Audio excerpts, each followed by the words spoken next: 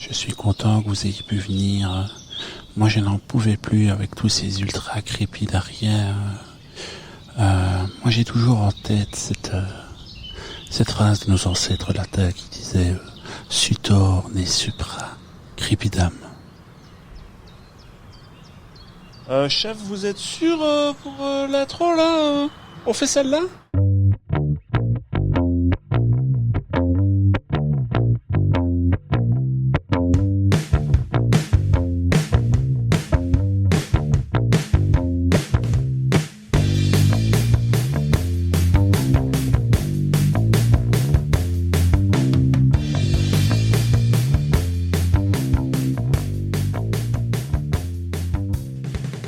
Ultra crépidarien, bonjour, tu vois, j'ai encore patiné aussi. Bonjour. Ça va, Yéto? Ça va et toi? Bah écoute, bien, la pêche. Alors, on enregistre un peu tard, mais moi je suis toujours full bonne humeur, bien... Moi je dirais plutôt qu'on enregistre tôt. Alors, je n'ai pas Premier débat. Ça commence. Ça commence. J'ai pas l'heure exacte, mais du coup, je suppose que si tu me le dis comme ça, on a passé la barre fatidique. Ouais. L'heure du crime. Minuit 16. Minuit 16. Ouais. Précisément. Ouais. Donc, on travaille au noir. On va... Pour reprendre l'expression de base. On travaille au noir. En plus, on est calfeutré là dans des draps où personne ne nous voit aussi, un peu comme dans une cave. Ouais. On va pas le cacher. Enfin, de toute façon, ils sont au courant. Les deux auditeurs viennent de partir. viennent de partir. Comme on vous le dit à chaque fois, on enregistre plusieurs épisodes à la suite de l'autre. Donc là, on vient de quitter Julie et Jean. J'espère qu'ils feront un bon trajet de retour. Nous on continue. Moi, je suis bien là. On s'est bien amusé juste avant. Là, on redémarre pour un nouvel épisode. Je sais pas si t'as quelque chose à dire avant le premier sujet, la première certitude. Non. T'as pas un état d'âme, quelque chose qui t'a énervé cette semaine? Qui m'a énervé. Qui t'a rendu heureux, je ne sais pas. Peut-être que qui m'a rendu heureux. Qui peut partir sur du Faut que je réfléchisse de trop, donc à mon avis, ça m'a rien. Non. Moi, je continue à jouer à l'Euro-Million. Je croise les doigts pour pouvoir sponsoriser le podcast. Ouais. Mais c'était hier, non? C'était hier, du coup. Il n'a pas été gagné, donc voilà. De toute façon, si tu veux toujours ce podcast, à mon avis, c'est que tu n'as pas gagné à l'Euro-Million. Non, je pense... Ou alors, tu t'amuserais vraiment bien. Alors, étonnamment, je pense que justement, j'en ferai plus. T'en ferais encore plus que ça? Ouais, ok. Ouais. Tu vois, ça me permettrait de te payer ton mois, tu vois. On pourrait faire que ça, enregistrer. Tu vois. Ce serait cool. C'est cool. Alors, je te paierai peut-être Fatigant, pas tous tes mois. Mais ce serait... c'est certainement moins fatigant que d'aller au travail. Enfin, je pense. Oui. C'est pas la même fatigue, en tout cas. C'est pas la même. Ouais. Voilà. Tu vois, on a quand même réussi à parler. On a quand même réussi à meubler quelque chose avant. Exactement. C'est beau, ça. Ouais. Alors, avant de commencer l'épisode, j'ai dit que mon sujet, parce que je suppose qu'on va commencer par mon sujet, mon sujet allait te toucher. Alors, je sais pas à quel point tu vas vouloir en parler, à quel point tu vas vouloir te livrer. Alors, je pense que tu en as déjà parlé dans un épisode précédent, donc je suppose que ça va pas trop t'ennuyer. Mais j'aimerais parler du surnaturel.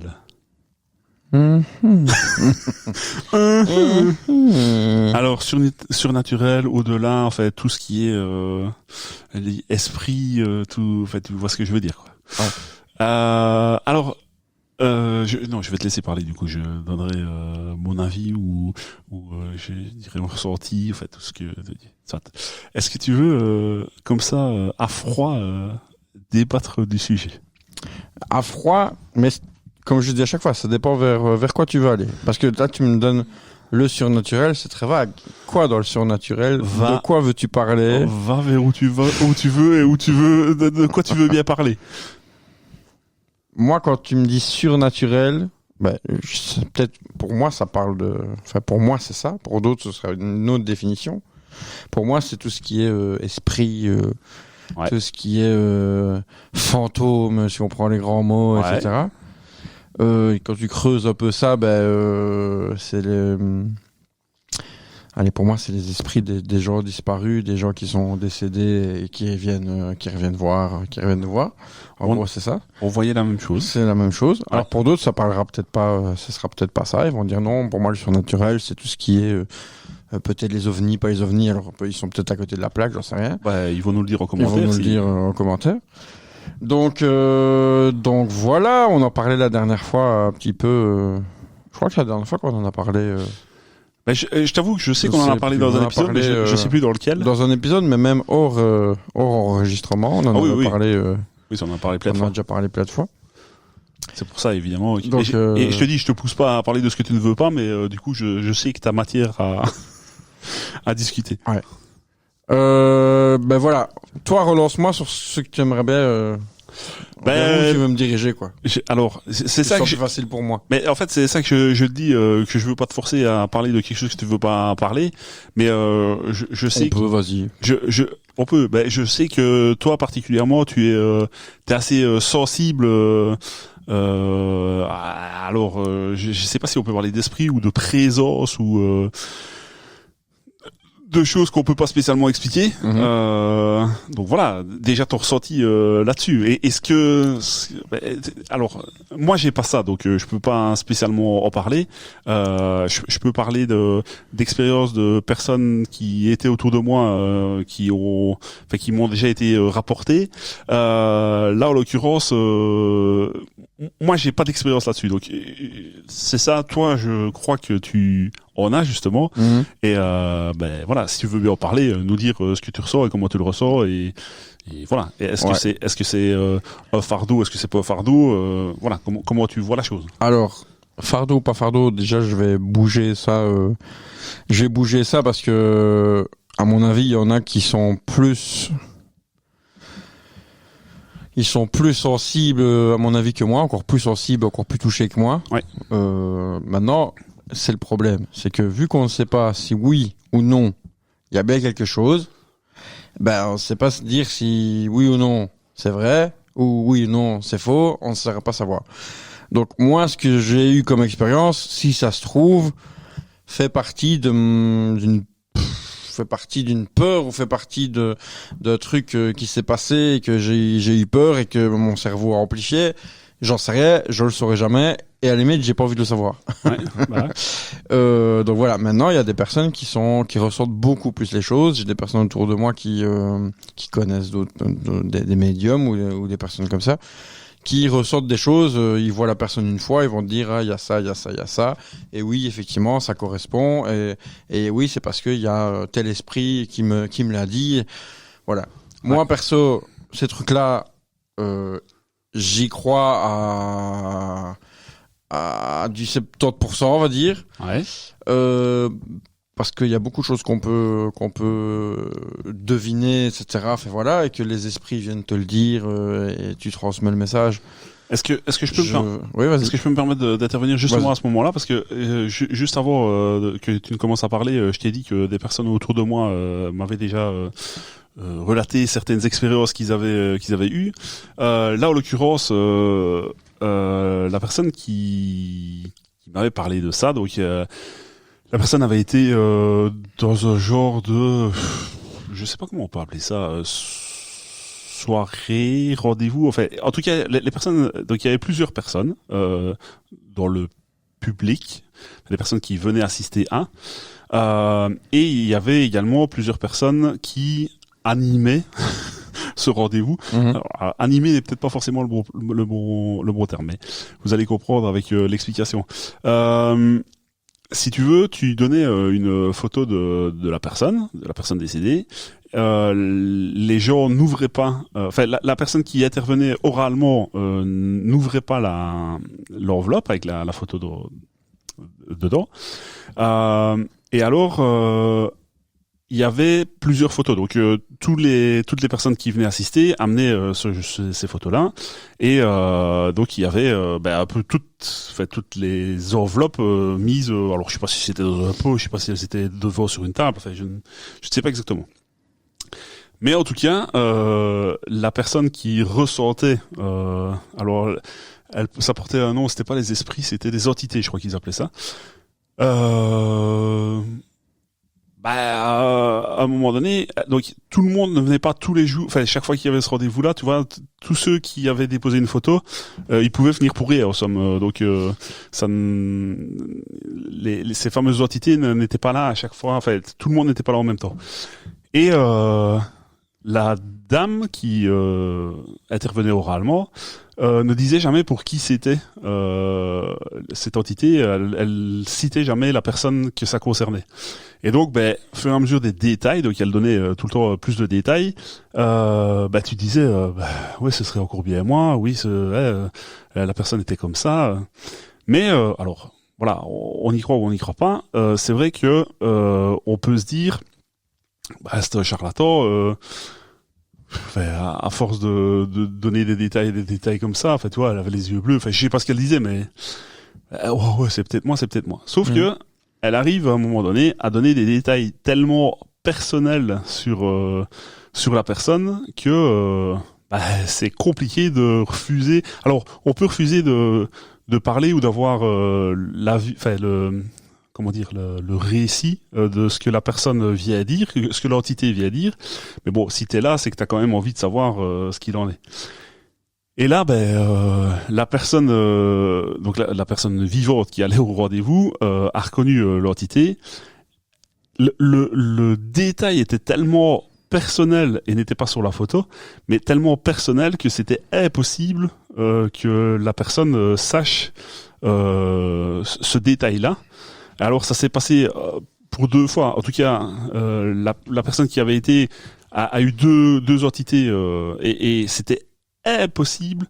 Par exemple, il y a une fois, c'était pour un homme, c'était pour le papa de la personne, et le papa était immigré.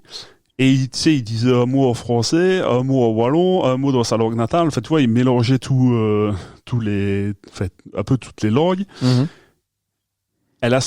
La dame a sorti une expression que cette personne-là disait tout le temps, et avec un mélange de cette ratatouille donc voilà, c'est quand même compliqué de ne pas croire. Alors c'est pas moi je suis pas spécialement touché, je ressens pas tout ça, mais c'est difficile de ne pas croire alors que la personne elle saurait pas enquêter sur sur toutes les personnes qui viennent et puis sur tous les défauts et ça. Donc voilà, cette fois-là c'était avec cette phrase-là, et l'autre fois c'était la personne décédée, c'était une dame, et ça ne se voyait pas sur la photo, mais elle portait du matin au soir, enfin non pas du soir au matin du coup, mais du matin au soir, tous les jours de la semaine, petit tablier sur, alors pas au niveau de la poitrine, mais tu vois, petit tablier un petit peu comme les cuisiniers là sur, voilà. Et la personne dit que elle voit une dame d'une telle taille, des détails physiques, avec un tablier. Voilà. Comment est-ce que tu veux que la femme sache ce genre de détails-là? Donc voilà. Je sais pas exactement au départ ce que tu disais avec ça, mais voilà. Que tu disais que tu y croyais à 70%. Enfin, moi, ce qui me perturbe, c'est que des détails comme ça, c'est impossible d'aller les chercher. Tu sais, c'est pas de la, comment dire, on ne rallie pas tout le monde derrière ça, quoi. Tu vois, c'est pas, la personne avait les yeux bleus et l'autre personne avec l'expression, tu sais, moitié, un tiers français, un tiers langue natale et un tiers wallon. Enfin, où est-ce qu'elle aurait pu aller chercher ça? Donc ça pousse à croire ça. Mm-hmm. Et j'ai dit tantôt que il y avait une personne qui parlait oralement, et puis il y avait des personnes derrière qui, elles, par contre, ouvraient l'enveloppe, et elles ne parlaient pas, elles rédigeaient. Donc elles écrivaient un texte sur, je sais pas, des ressentis qu'elles avaient. Et là, même chose, elles donnaient des détails que sur la photo, ça n'existait pas. Et on ne saurait pas passer à côté de ça. Enfin, c'est difficile de ne pas croire. Voilà. Mmh. Donc pour moi, je n'ai jamais ressenti ce genre de choses-là, mais j'ai du mal à ne pas croire qu'il y ait quelque chose, enfin que certaines personnes aient la possibilité d'avoir en tout cas ces ressentis-là. Voilà, j'ai parlé énormément, mais comme ça, j'ai dit un petit peu ce que j'en pensais aussi. Donc voilà.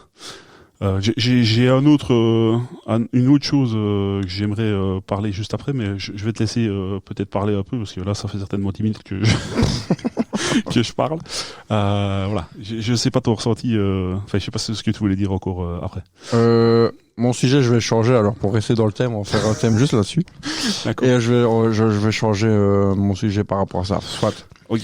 Que je disais, j'y crois à 70%. Enfin voilà, j'ai dit ça comme ça. Il y a des choses que c'est bluffant. Il y a des choses, tu te dis d'où viennent ces infos-là. En devinant, enfin, au début, j'étais fort. Ouais, mais ça va. La personne observe le non-verbal, observe comment est. Tu viens des gens disant que ça ne va pas ou autre machin. Donc, on en déduit que ça vient des parents ou ça vient de machin. Ben, voilà, il y en a qui c'est comme ça, j'en suis sûr et certain. Ils lisent déjà tout ce qui est non-verbal, tout ce qui est, ils se raccrochent à la moindre chose, au moindre détail, et ils vont aller meubler autour. Et à un moment donné, ah ben oui, c'est ça. Ouais. Donc oui, ceux-là, ils peuvent aller se rhabiller. Mais il y en a d'autres où ils viennent te dire des détails, des trucs, des phrases, comme tu as dit tantôt, des phrases bien type, c'est chaud. Ouais, voilà. c'est ça. C'est un peu chaud. Donc ça oui.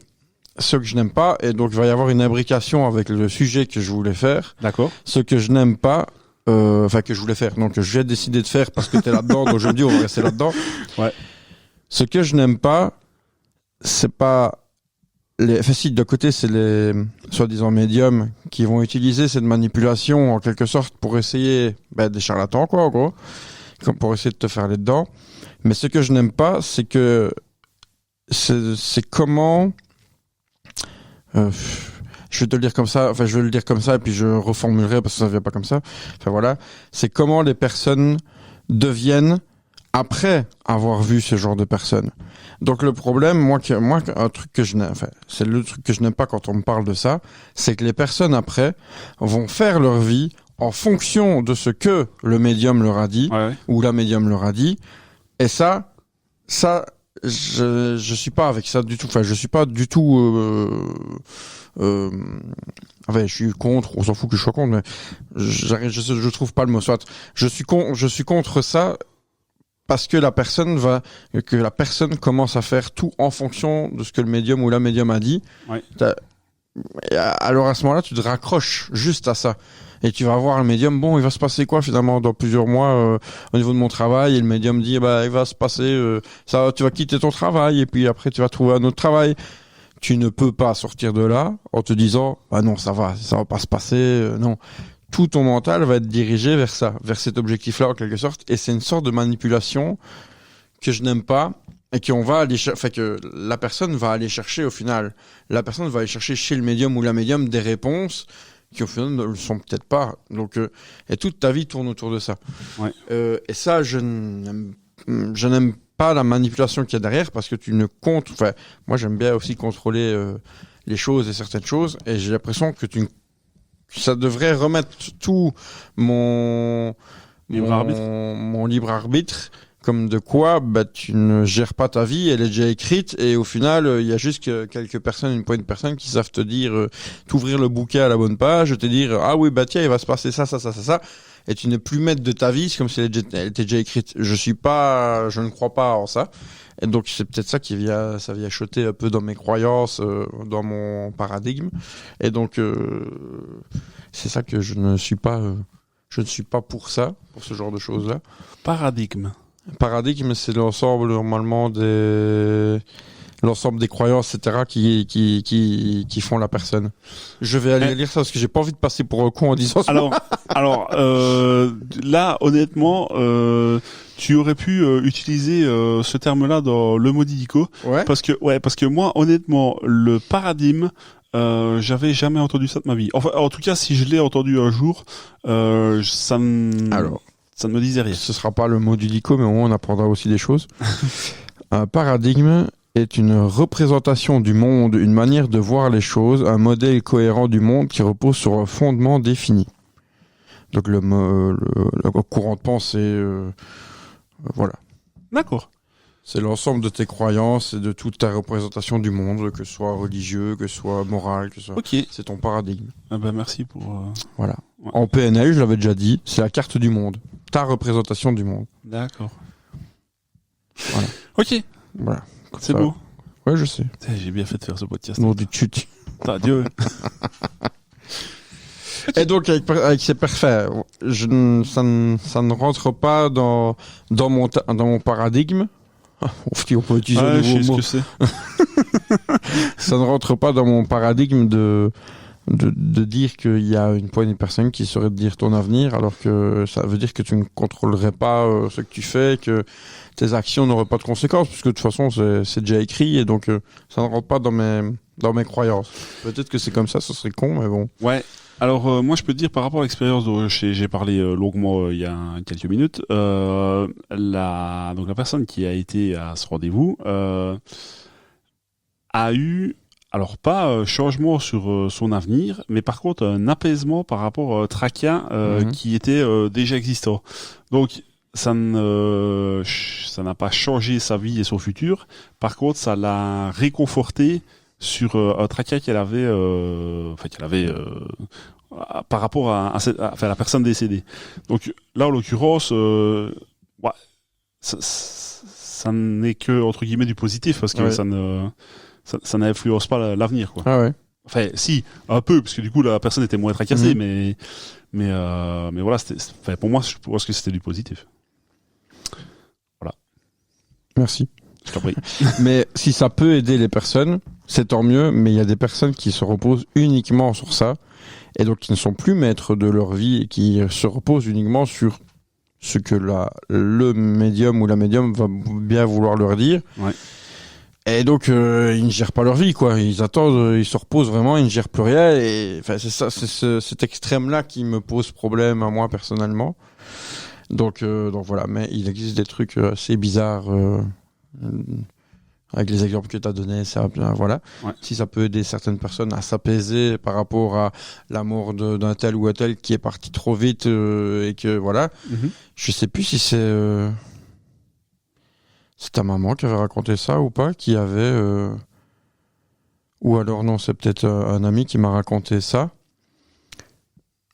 Je sais plus qui, donc je prends comme c'est un exemple, mais c'est une histoire qu'on m'a racontée, je ne sais plus. Comme de quoi il y a le papa d'une personne qui est décédée, et il avait écrit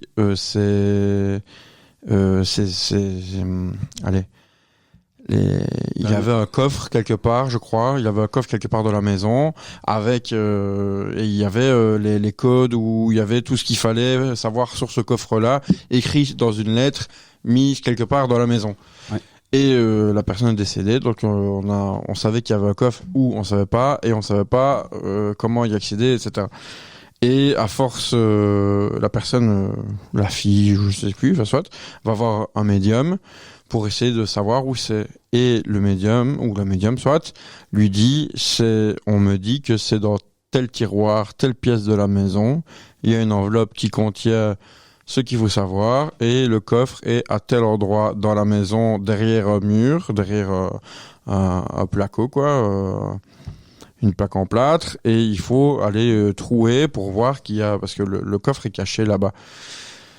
La personne est allée à cet endroit-là, elle a trouvé l'enveloppe au bon endroit, elle a trouvé le coffre au bon endroit, et la suite, voilà, il y a pu avoir la suite. Donc tu dis, oui, c'est quand même dingue, alors que ce serait chaud pour le médium d'avoir fait des recherches, d'avoir été... ou alors il l'a mis lui-même. Mais non, mais ça, c'est vraiment des détails. Déjà, je sais pas qui me l'a raconté, si c'était... je pense pas, mais... C'était ta maman, ou c'est un ami, ou je ne sais plus. Donc voilà, ça c'est assez troublant quand même, sachant que personne ne le savait, à part la personne décédée. C'est assez troublant. Ouais. Donc voilà. Et je sais pas si tu veux bien en parler, mais ce sentiment de présence. Mais le truc, c'est que je ne sais pas si c'est vrai ou pas vrai, ou si c'est moi qui me fais des films, on va dire. D'accord. Et que par rapport à ça, mon cerveau interprète que parce qu'il a toujours eu l'habitude de l'interpréter de telle manière. Ouais. Donc, je sais pas si c'est vrai ou c'est faux. Il m'est arrivé des trucs quand j'étais petit. Et je vais prendre l'exemple que je prends à chaque fois, que je t'ai déjà parlé, dont je t'ai déjà parlé, et voilà.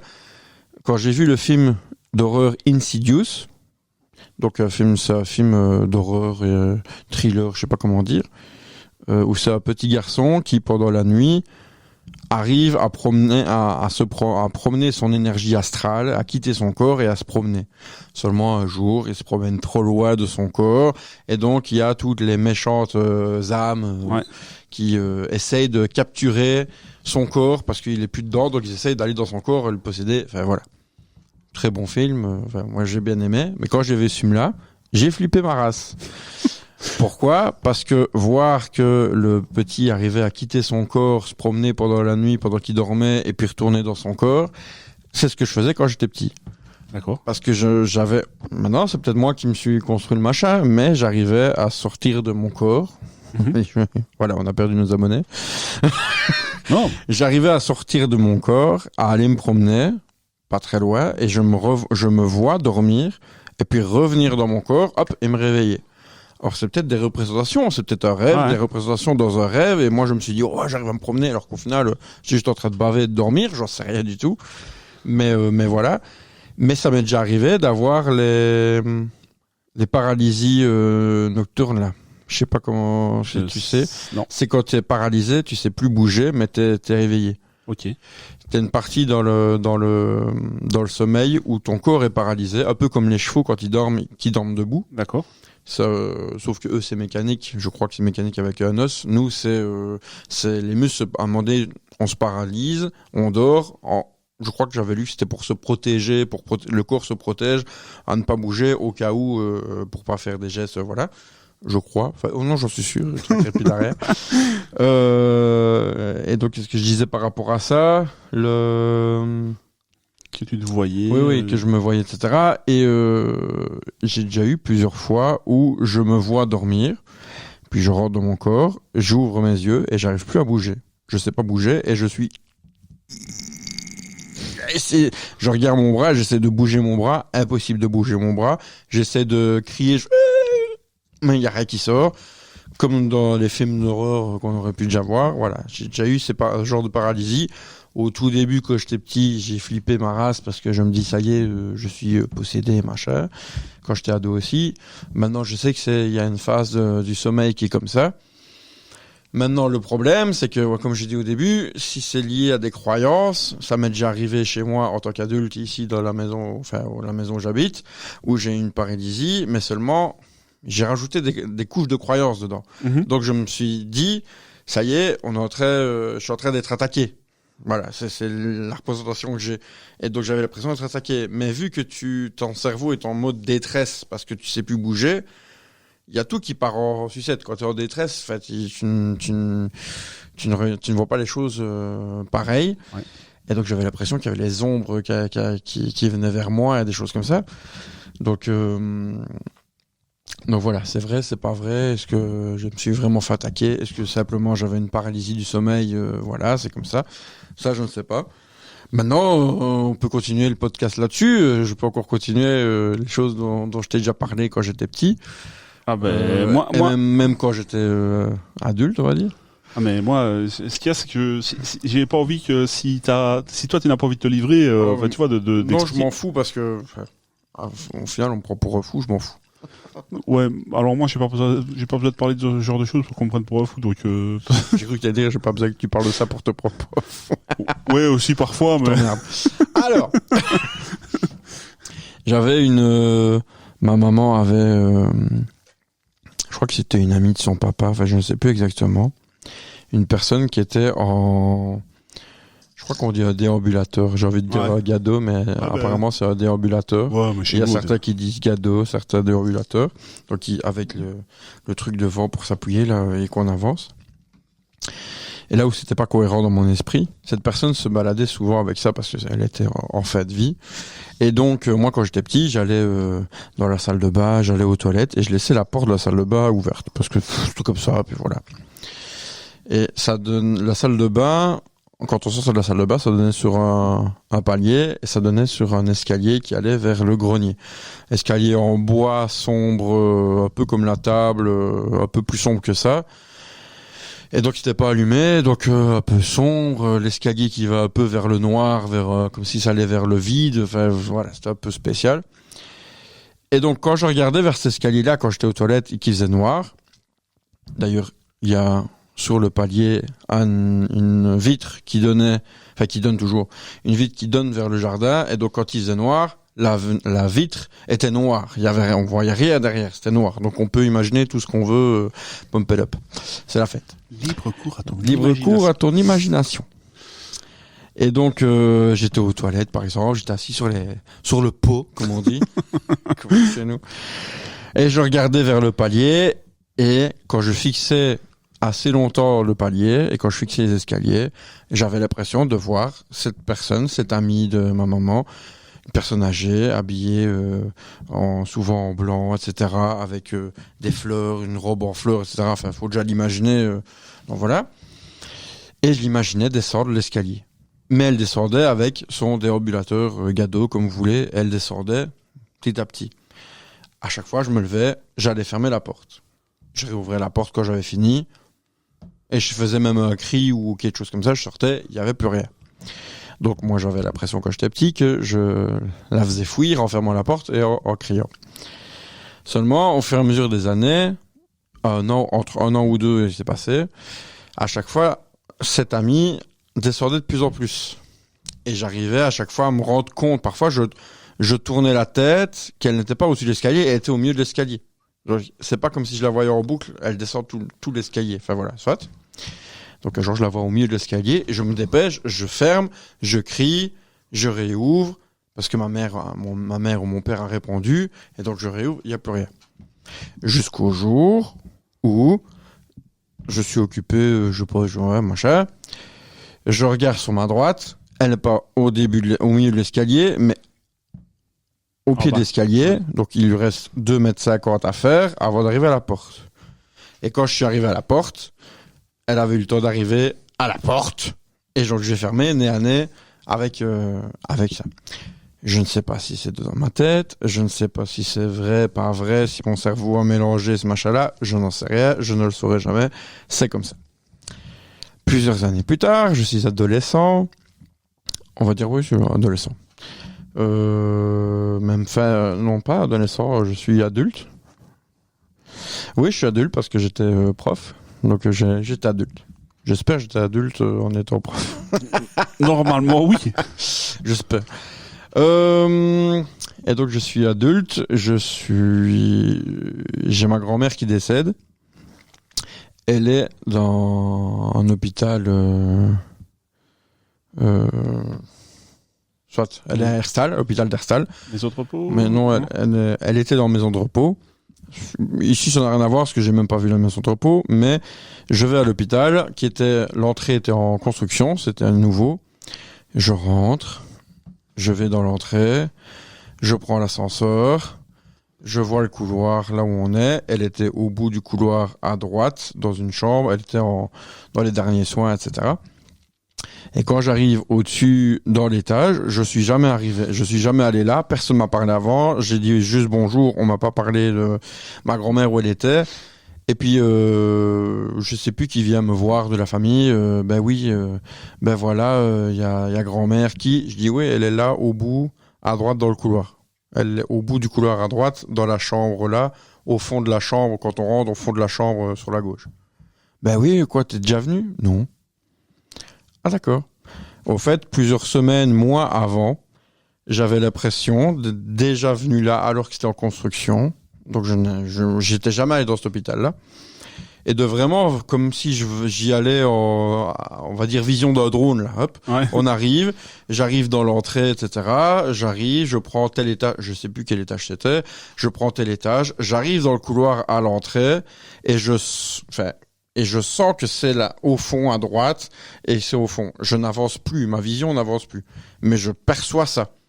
J'étais jamais allé là, et j'ai perçu ça. Voilà, je sais pas comment ni pourquoi. Ma grand-mère décède. c'est quoi, un mois, 2 mois, 3 mois, je sais pas exactement. C'est pas des années, c'est quelques mois après. Je dors. Il m'arrive souvent d'avoir des crises des crampes au mollet. Donc j'ai des manques de magnésium, machin bidule, soit. Enfin, normalement, c'est ça. Ça se trouve, quand on sera mort, on vient de nous expliquer, ben non, en fait, c'est moi qui venais te faire comme ça sur ton mollet pendant la nuit. Et donc je dors et je me réveille souvent avec une crampe au mollet. Et pour que ça passe, je suis obligé de marcher. Ça va, il y a tout qui fonctionne bien. Oui, excuse-moi, mais c'est parce que je baisse, je suis à le niveau du micro. D'accord. Excuse-moi. Pas de souci. Et donc je suis, quand j'ai une crampe au mollet comme ça, je ne sais pas rester dans mon lit à essayer de plier, machin. Je sais rien faire d'autre que me lever et poser mon pied au sol et même marcher un petit peu ou faire juste un peu du surplace et juste faire aller mon pied. Sinon ça ne passe pas, mon mollet ne se décrispe pas. Et donc j'ai une crise. En pleine nuit à 3h30 du matin, un truc comme ça, 2h, 3h.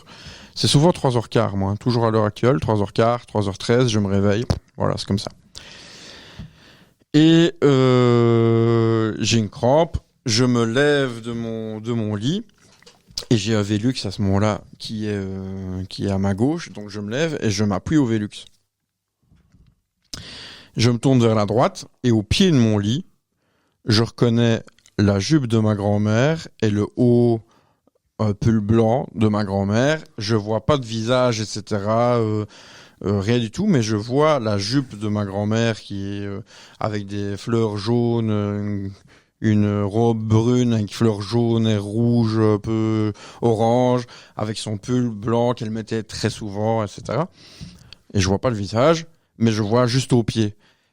Et franchement, c'est la seule fois, enfin, c'est pas la seule fois. J'en ai eu 2-3 fois ça. Mais c'est une fois où, en voyant ça, je sais pas comment te dire, au niveau de l'ouïe, j'ai vraiment eu un truc vraiment comme ça. Pardon pour les oreilles. Mais j'ai vraiment eu, comme si on venait de clapper à côté de tes oreilles et que ça fait, t'as un zut, là, tu vois. Un zut. Un zut. Un zut. Bienvenue près de chez nous. Mais j'avais vraiment comme si ça secouait en même temps ma vision, etc. J'avais vraiment comme un truc. Je sentais vraiment qu'il y avait quelque chose au pied de mon lit et qui était vraiment en train de je sais pas. Voilà, je sentais qu'il y avait quelque chose. C'est pas juste j'ai vu un truc. Non, je sais pas. J'ai vraiment ressenti quelque chose par rapport à ça. Là, je me suis retourné, je me suis appuyé contre le Velux avec la tête appuyée comme ça. J'ai fait non, stop, je suis pas prêt, je veux rien savoir. Cassez-vous, casse-toi, je veux rien savoir. Parce que c'est trop... Je sais pas comment gérer ça, donc non. Je me retourne à nouveau, plus rien. C'est la seule fois où c'était vraiment très, très, très, très intense. J'ai eu ça plusieurs années après, où j'ai un voisin qui décède, qui se baladait souvent en impair avec un chapeau. Il se balade dans la rue, il allait faire son petit tour, etc. Là, cette personne-là décède. Je crois que c'était... une semaine après, en tout cas la veille ou 2 jours avant, j'avais ressenti qu'il y avait, enfin voilà, je voyais pas tout le temps cette personne-là, mais je sentais qu'il y avait quelque chose de différent, je sais pas, comme dans l'air, enfin tu vois, je sais pas comment dire, je me sentais un peu différent, je dis il y a quelque chose. Et 2 jours après ou une semaine après, je sais pas, j'ai pareil, je me lève en pleine nuit. Je me retourne vers le pied de mon lit et je vois un impair avec un chapeau, mais il n'y a pas de visage. C'est D'accord, ouais. Comme s'il y avait un nuage noir, blanc, je sais pas comment dire. Même pas, c'est un truc, de la fumée transparente. C'est bizarre ce que je dis, mais c'est un truc un peu transparent et il y a le noir de la pièce derrière qui vient couvrir on voit rien du tout à cause de ça. Voilà. C'est un autre truc. Et parfois, j'ai l'impression que je ressens des choses un peu spéciales. Si je peux en parler par rapport à ta maman, si je peux en parler. Oui. La dernière fois que je l'ai vue, que j'ai pu la voir parce qu'il y avait toute la période Covid, etc. Ouais. La dernière fois que je l'ai vue, c'était à la maison de ma sœur, de ta sœur. Ouais. Et je l'ai vue arriver, ça faisait longtemps que je l'avais plus vue. Et elle était toute maigre, etc. Et quand je l'ai vue, j'ai eu un sentiment de ça ne va pas, il y a quelque chose qui va se passer. C'est une des rares fois où je me suis dit je ne sens pas quelque chose. Je la vois et c'est pas, il y a quelque chose qui ne va pas, il y a quelque chose qui ne va pas. Ça ne va pas aller. Le sentiment était juste. Le sentiment était juste pour le coup, mais c'est la seule fois où j'ai eu vraiment une sensation un peu bizarre par rapport à ça. Et si je continue avec ta maman, la fois quand elle est décédée, où on est venu ici après, avant d'aller au funérarium, ou après le funérarium, je sais plus. Ouais. J'avais l'impression qu'elle était là, qu'elle était dans la pièce à côté et qu'elle allait passer la porte pour venir dans la cuisine. Mhm. Donc j'avais vraiment l'impression, la présence qu'elle était là en boucle, comme si elle était en boucle dans l'autre pièce d'à côté et qu'elle voulait aller dans la cuisine et paf, elle retombait de l'autre côté et comme si elle était un peu perdue et qu'elle savait faire. Ouais. Là, j'imagine, j'extrapole, j'en sais rien du tout. Mais j'avais vraiment l'impression qu'elle allait sortir de la pièce à un moment donné, que j'allais la voir sortir. Et maintenant, c'est peut-être moi qui était en plein deuil aussi, à me dire, ben voilà, elle est plus là. Mais c'est, voilà. Des sensations bizarres. Des sensations bizarres. Ouais. Parfois, ici, à côté, déjà les autres fois, c'était comme ça. Lors d'autres enregistrements, je sais pas si c'est ça, je sais pas si c'est elle, si on rentre dans les trucs comme ça.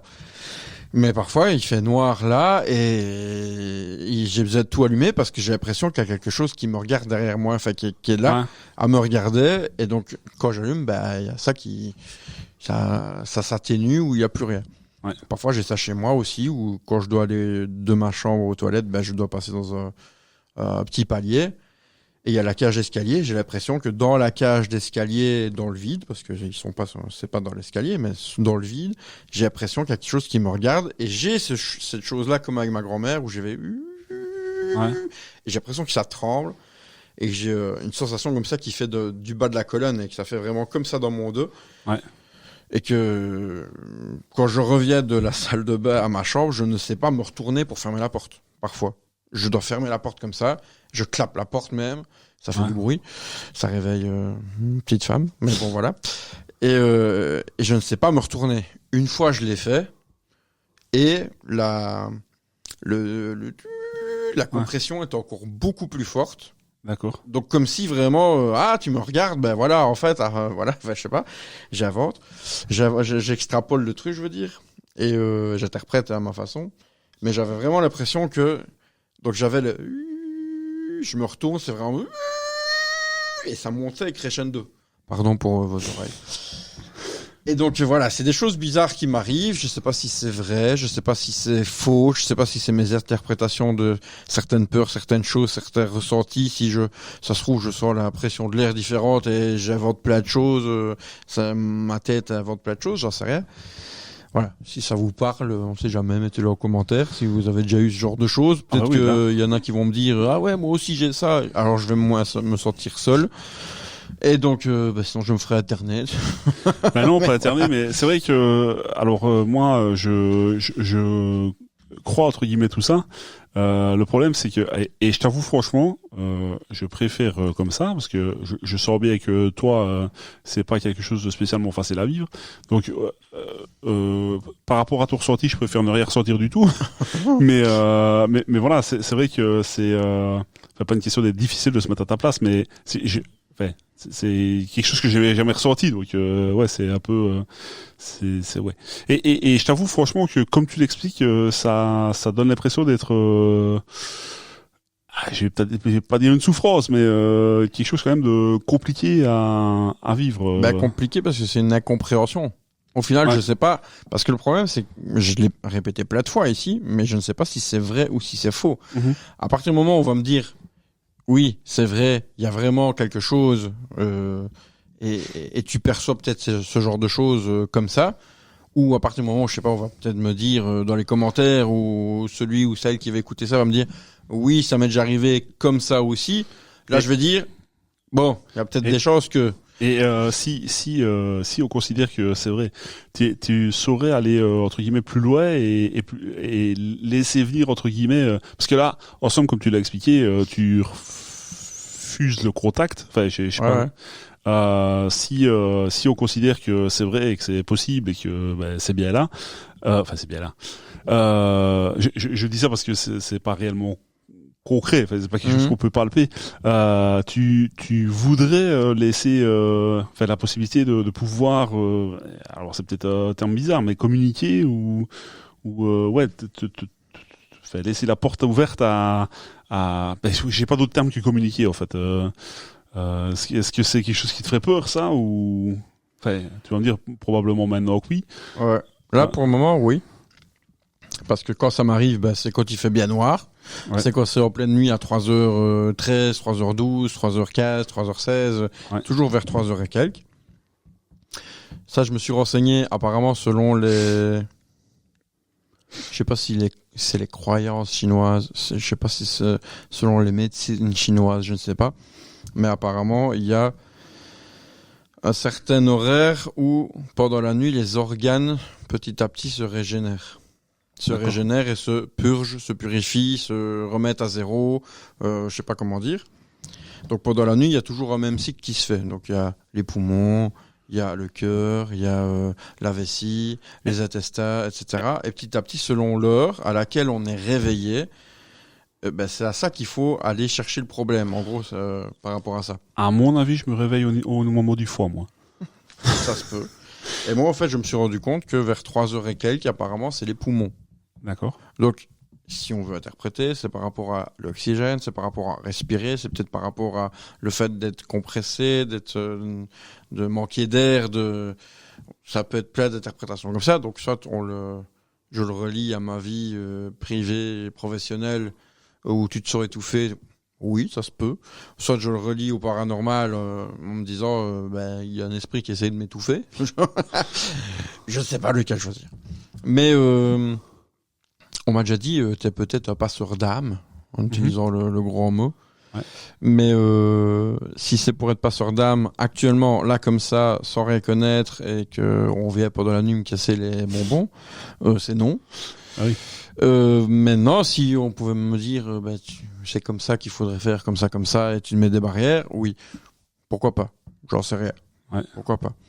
Non, il y a certains médiums qui ont déjà expliqué ce genre de choses en disant qu'ils se mettent des limites, que c'est comme ça, pas autrement, et que voilà. Ouais. Apparemment, ça va, ça fonctionne. Mais voilà. Bah écoute, les personnes dont j'ai parlé tout au début, je sais pas si elles sont toujours en activité ou pas, mais c'est vrai que ce serait une bonne chose de pouvoir échanger avec ce genre de personnes, parce que certainement pas que elle, il y en a certainement plein d'autres, mais bon, comme tu le dis, il faudrait pas tomber sur un charlatan non plus, parce que il vaut mieux échanger avec la bonne personne. Mais c'est vrai que ne pas être seul et tu vois, pouvoir échanger avec quelqu'un qui a déjà le même ressenti, c'est vrai que ça pourrait être une bonne chose, je pense, pour être un peu aiguillé. Voilà.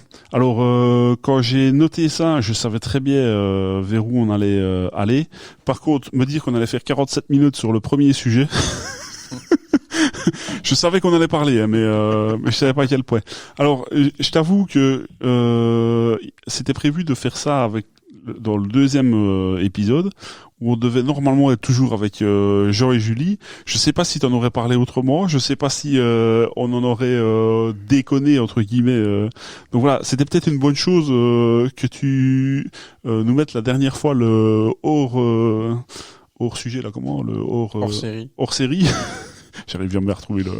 Donc voilà, ça m'a fait plaisir d'en parler avec toi. Alors on va peut-être probablement en reparler, parce que si tu me dis que ton sujet est en relation avec... je l'ai fait en quelque sorte. Ah d'accord, ok, pardon. Je l'ai fait en parlant des gens qui se laissent un peu trop influencer par des gens qui, soi-disant, connaîtraient l'avenir. Okay. Alors que putain, c'est ma réplique à chaque fois, désolé pour le mot, mais si tu connais vraiment l'avenir, mais punaise, donne-moi les numéros de l'euro-million. Arrête de me casser les couilles avec ta vie professionnelle va être bien, machin, dans 2 mois, ta gueule, donne-moi les numéros de l'euro-million, et puis basta. Si tu connais vraiment l'avenir, donne-moi des choses qui peuvent m'être utiles maintenant. C'est-à-dire de l'argent, après on fera ce qu'on voudra au niveau professionnel. Je dois bien t'avouer que si je suis médium, et que je sais voir les numéros de l'euro-million, honnêtement... T'as intérêt à avoir plusieurs identités pour avoir plusieurs fois. Oui, enfin, quand t'as gagné 150 millions d'euros, est-ce que t'as besoin de le faire 15 fois? Tu peux encore faire aujourd'hui avec 150 millions d'euros, franchement. La vie est chère. Ouais, mais il y a quand même 2-3 choses. Tu vois, par exemple, te payer un mois de travail, comme ça tu viens faire des podcasts, tu vois ça... Mais juste un mois, t'es vraiment radin. Tu gagnes 150 millions d'euros, tu me payes juste un mois de travail? Attends, alors déjà, sois content. Je vais te libérer d'un mois de Parce travail. que je te parle toujours. Non, mais j'ai déjà te libérer d'un mois de travail. Et puis 2, franchement, est-ce que c'est pas plus cool de faire des podcasts que tout le reste? Enfin, C'est vrai. franchement. Ouais. Alors, on va commencer par eux. Après, on verra bien. D'accord. Peut-être qu'après un mois de travail, ça va amasser tellement d'argent. Au moins. Ah ouais. Ah ouais, je te crois, ah ouais. Ah, c'est bien, madame la juge.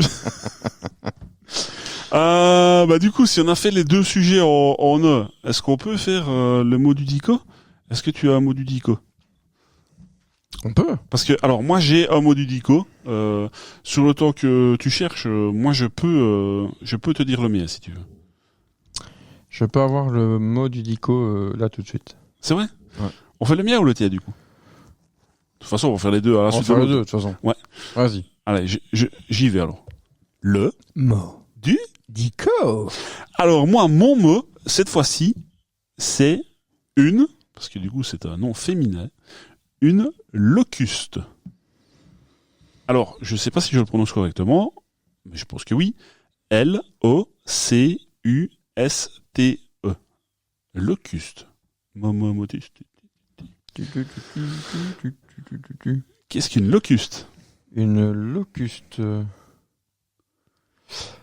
Une locuste, c'est la tâche qui a la tâche qui relie 2 wagons, 2 wagons, comment, je sais pas comment vous voulez. Moi, je dirais wago. Nous on dit wago ici. Un wago. Nous on écrit avec un V, c'est pour dire wago. Bah ouais. Bon. Alors, s'ils auraient voulu dire. Bon. S'ils auraient voulu dire. S'ils auraient voulu dire. Vago, ils auraient mis un V. Vago, ils disaient vago et pas. Bah, voilà. ouais. Nous on dit wago. C'est Wikipédia, c'est pas Wikipédia. C'est pas Wikipédia, hein. Alors c'est Wago, pas Quelle Vago. biasse. Imbécile. Alors ça aurait pu être ça, parce que l'idée de lock en anglais, ouais, mais c'est pas ça du tout. Non. Non. Et alors je pense, C'est sûr sans vouloir, oui.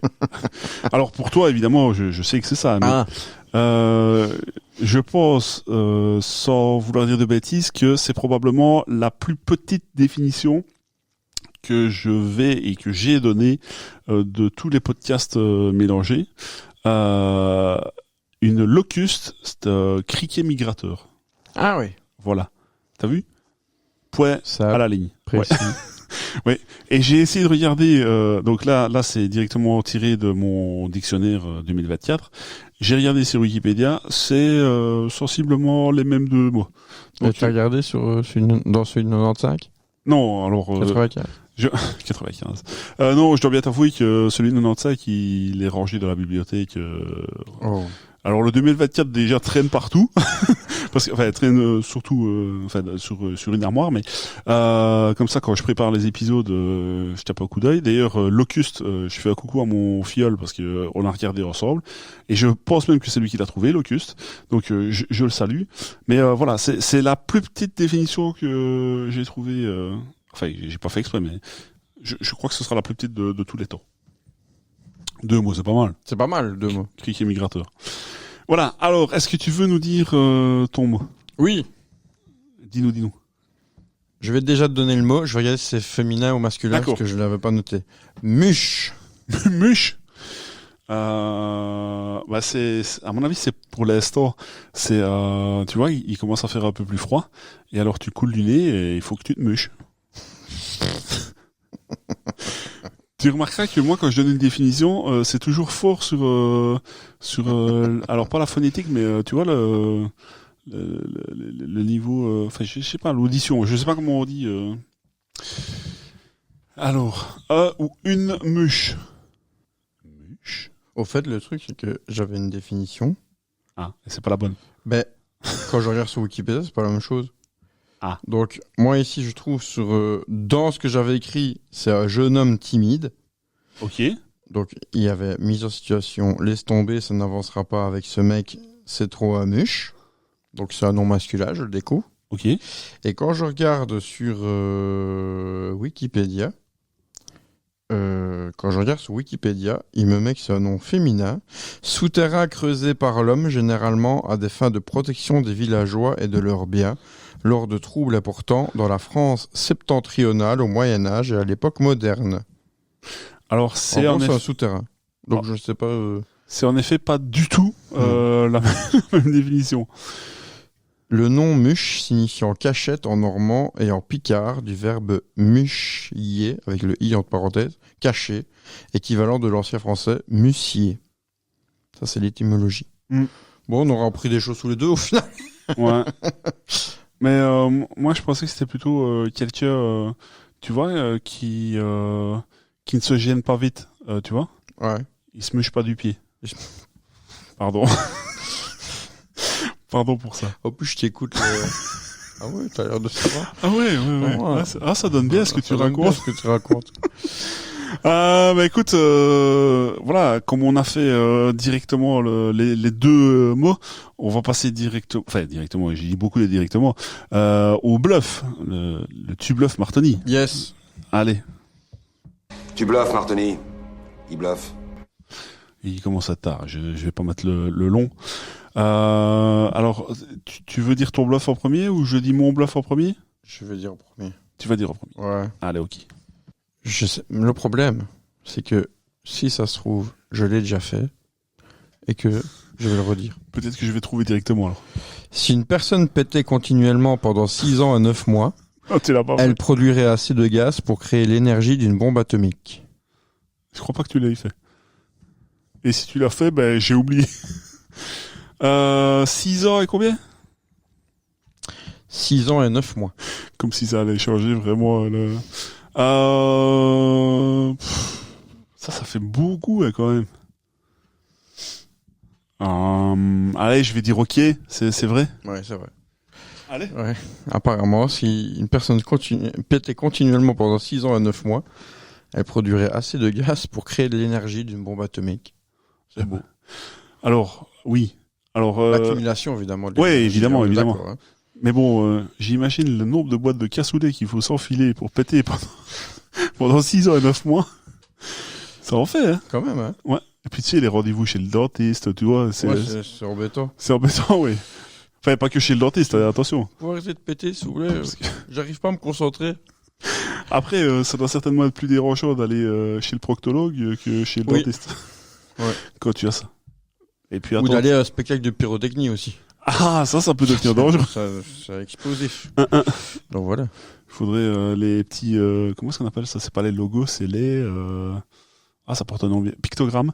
Les petits pictogrammes qu'il y a sur les stations d'essence, là, tu vois. Pas de GSM, pas de briquet, pas de... Est-ce que je peux te faire mon bluff? Oui. Attention, elle est technique, celle-là. Attention.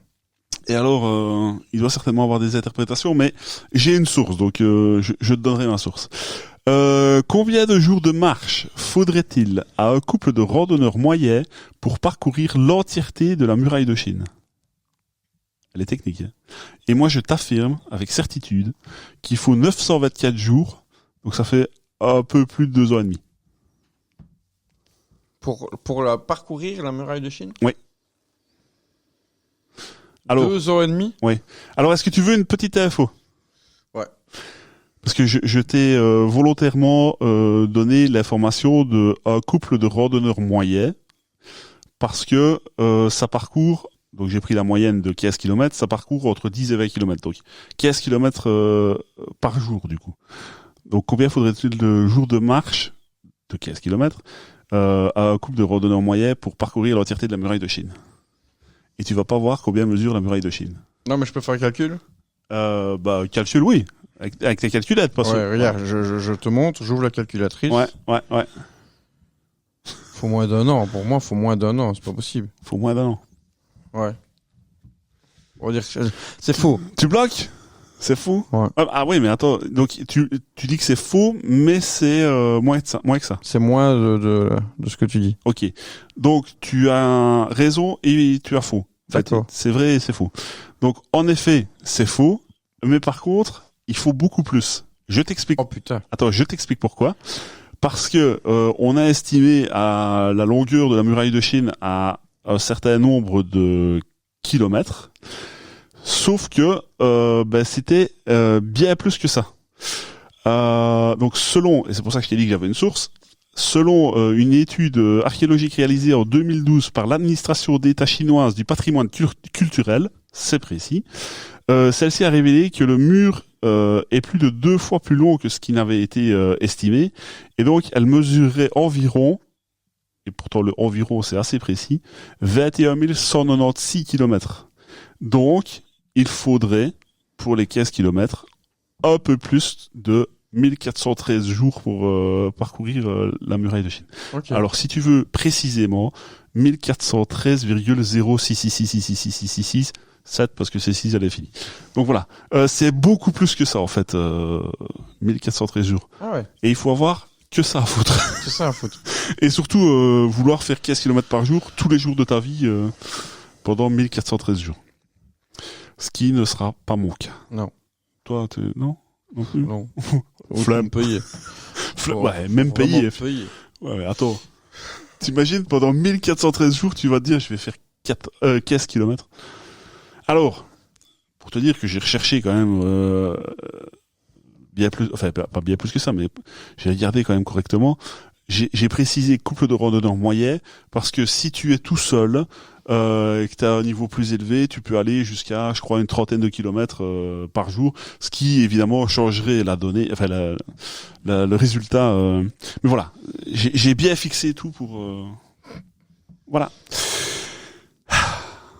Comme ça au soir. C'est pas mal. Ouais. Bon, après, je suis sûr que dans 2 jours on aura oublié, mais C'est plus de 3 ans, c'est chaud. Ah bah oui, beaucoup plus que 3 ans du coup, parce que c'est déjà 2 ans et demi pour 924. Ouais, ça en fait. Hein. Voilà, monsieur. Ben voilà. C'est déjà un gros épisode, ça. C'est déjà un bel épisode, ouais. Quoi Combien 1h02.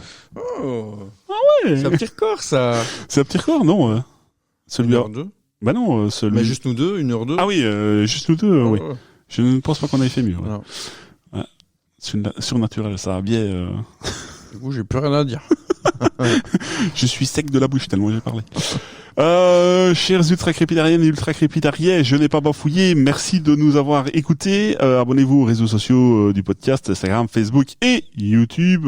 N'hésitez pas à nous regarder en vidéo aussi, si c'est pas ce que vous êtes en train de faire. On vous salue bien bas. Et sachez que on a un avis sur tout. Mais on n'y connaît rien. Oh, il est trop fort maintenant.